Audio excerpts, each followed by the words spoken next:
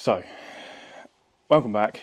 Obviously, Series 2 of the RX5 or Rotary Project. I'm filming this now at the end of today, even though this is going to be the beginning of the video because this is just an introduction. Bringing back the series, and what I'm going to do is just literally little clips from Series 1, bits and bobs, and then we'll crack on with what we're doing. Or a little bit of explanation and whatnot.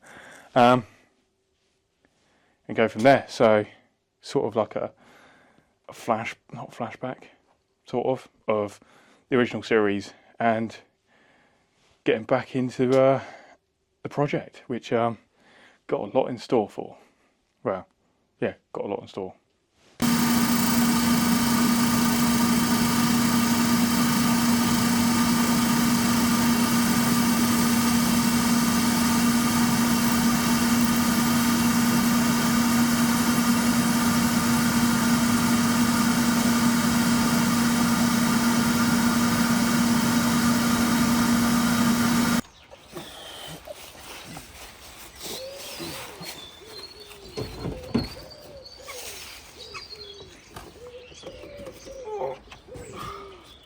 Oh, no.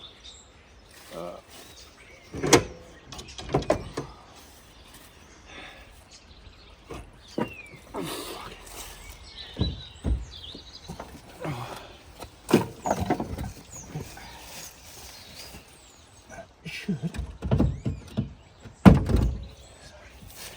Yeah, that makes a. That is almost. Yeah, that will clear the sump perfectly actually. Gearbox already in, but I bolted up the engines to the gearbox, so that's fully located now.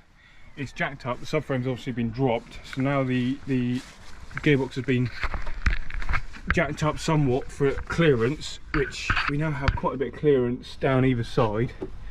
But I'm going to lift it up, move it across a little bit more over to this side, try and get the spacing between the angle mount there and the side of the engine even, about the same side.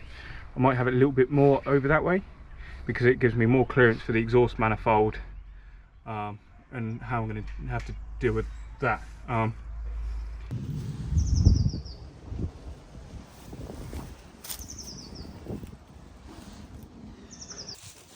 The subframe plate's almost done, sides plated in, bottom piece is tacked and mostly welded around certain areas. I couldn't finish it because I ended up running out of MIG wire, so I need to do up that edge. I need to finish there and around there and that edge and a bit more weld there. Then I've got to make two little triangles there and there. And then the other one, good load of oil on there as well, in there. Definitely in there, yep. Okay. Now, housing one.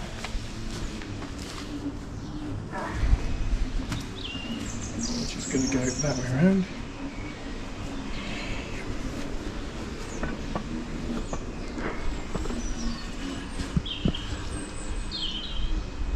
Should squash that silicone seam in that gap there and in there, and then that should slide in there.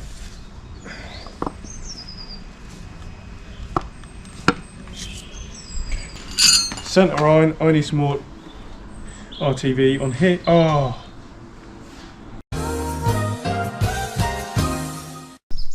there we go, engine is in and mounted.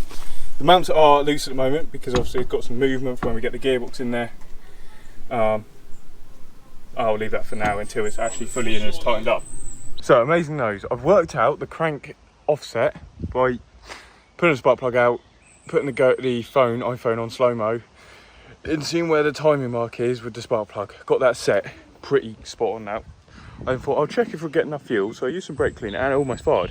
So I thought, you know what, I'll play with some of the settings. So the first part I had wrong, I had 420 instead of 540 because they're 540cc injectors. And I thought technically in motorsport terms, they're classed as 2.6 when it's a 1.63 in displacement. I thought, I'll up the CC just to see if that helps. And now I've changed the fueling to very rich for now, just to try and get the thing to start. And oh,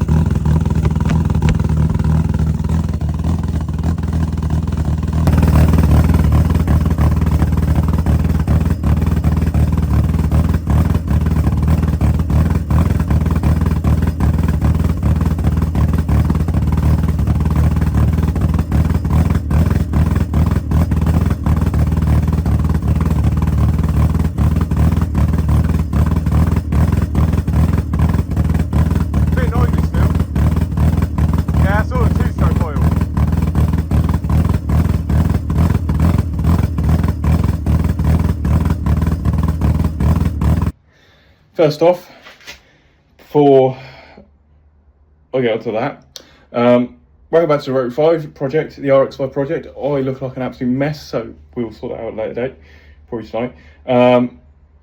It's now going to jump back to previous into this year when pulling this engine, which is now on the floor there. Oh, I've just realised I fucked up on something. Shit. Yes, when I pulled this engine. Of it running, starting instantly, then pulled, and it hadn't been started in ages, so yes. We'll jump back to then. I was going to have a friend come help me.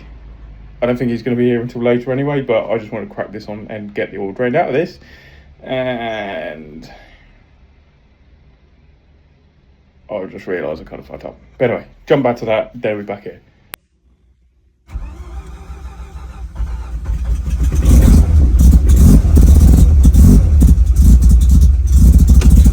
No way! No! How the hell has it done that?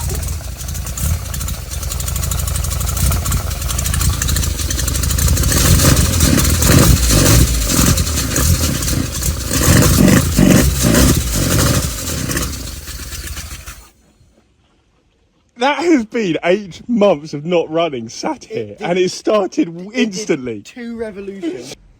So, yes, car had been sat for on and along since Jackfest Classic, and then instantly started, and then we pulled it. So, I left all the oil in here when we pulled it, and I'm now kind of fucking regretting this. Oops, shit. So yeah, I thought, okay, I'll put it in this tray, crack off the bolt, let it all drain out, make my life easy. But now I just realised the whole of the bottom of the sump's now going to be covered in oil, so mint. So I'm just going to leave that to keep draining into that. Luckily I got this cardboard down. The garage was an absolute mess. I've now got it sorted. So from this end, the old engine from the White 5 that shat the rod on Castle Coombe, making 300-ish wheel. That block there was the original one we fit in rod knock, so the crank's still mint and the block's mint. So it's a shame to chuck it, but I might just chuck it. Spare oil pan there for the 1.8 VT with baffle. Intake manifold, which someone's having. And then we got the RX8 MX5 6-speed box there, which is stripped down. I've got to just slap it all back together and it's ready to go for that. And I'm just kind of realising how much that is now. Fuck. Anyway, and then this one's for sale. Yes. Folding workbench, something basic, literally cost me £2. £2 in screws, hinges, that's it, that's made that. I've then got some sliding boxes up there now with some rails there. Nice satire banner there. A nice whiteboard which I'm going to paint over and then put fucking mark up nuts, bolts, spanners and tools and stuff there anyway, and then hopefully have this all in a nice order, and it will remain nice order. I've got one of those racks which I'm going to put up there for nuts, bolts, all sorts there, and then all of this just need to be cleared. And then there's that 5. So I just wanted to get on this, and I didn't quite realise how much oil was actually in this tray, and I think it's all drained out now, but it's going to leak out, which it is leaking out. But before I do that, I will show you, if I can, where's that 19 mil? 19 mils on here. How good the compression is on this engine, which I'm amazed about. So, obviously this was, workmate in a way. This was obviously the fully peripheral ported, yeah, sorry, getting distracted. The fully peripheral ported Renis's housing. So obviously I've machined them out for these ports and obviously the exhaust ports. Now, these ports sort of worked well, but I couldn't get my injection timing quite right. And also I think one of the coolant oil control rings are a bit blowing pie. That's why this one, or was that one? One of those two is a bit more oily than the other one. So we're going to see when I strip this down. But compression wise, is still excellent in this thing. So I'm actually going to be using these housings. I'm going to continue using. Now the reason why, people said once you've got some heat in them, these steel sleeves that I've put in may not work. I got these sleeves up to a high temperature, and I will try and find the video and pass it in here, but basically we got it to the point of, after a load of abuse and a bit of a burnout and donuts, it was melting the fiberglass wadding inside the back box, and it was coming out of sparks. So this definitely got hot enough, and the thing is, it's still cold starts, hot starts, mint. So I think what I'm going to do, the new old stock irons I've got, I'm actually going to use them with these housings, but I'm going to use an adapter plate to go from the old intake manifold to an FD intake manifold and just plate these up. Like, these should be just covered up and blocked up, and not run these, but just run your normal ports and see where we go with that. And then run obviously these and the GT45 turbo and see how it lasts. But yeah, so anyway, yes, compression wise, wrong way round on that.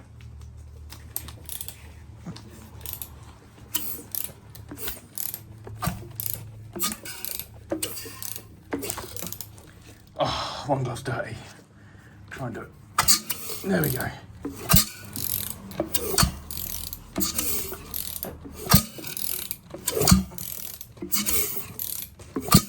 So, as you can hear, compression is still really good. So, I just need to get this thing pulled apart and ready to rebuild. So, where am I? 54mm socket, which I lost mine, so now I've got this back. There you go, now you can be closer, see? So, big turbo, finally. So I regret it's oily. Yeah, cool. Trying to think, not done YouTube shit in ages. Yes, 54mm socket. So, yes, as you can see, previously all I've done is a clip it of all the stuff over the first series of random clips of building this thing, and now into series 2. So, welcome back. Time to start stripping this thing down. So, first thing's obviously the massive goddamn nut on the back. Now, I tried to weld a socket onto it and break it off, but wouldn't go. Now I've finally got a 50mm socket to finish the day off, which, no, that's going to come off. To, finish the day off and get this rear nut off so I can strip it down and finally get somewhere with it. Got rope. Oh, fuck's sake. Yeah, there we go. As you can see, garage has been an absolute mess, but I'm getting there with a bench, broken engines, other engines, a board, storage, and fuck off socket in, what's the time, 8 o'clock at night? Which is that way, so this is going to be interesting. Let's see if it's going to crack it loose. Oh, why are you now not going on? Is it because I've welded stuff to you? I think it is. Shit. On you go. There we go. Okay. Oh, fuck, wrong way. Yeah, left.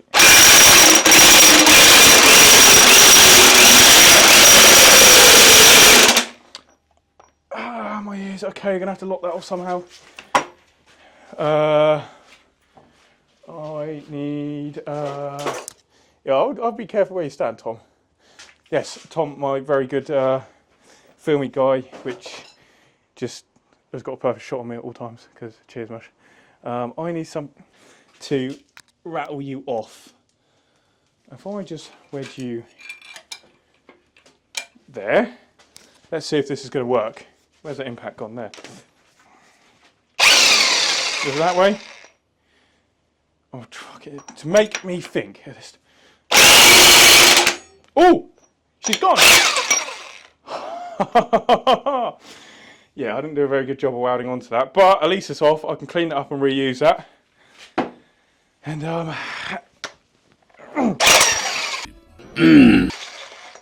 fuck. That's that done with, and now I've got to wipe that cable off. Oh, for sake. And the first piece to come off. Happy fucking days. Sweet.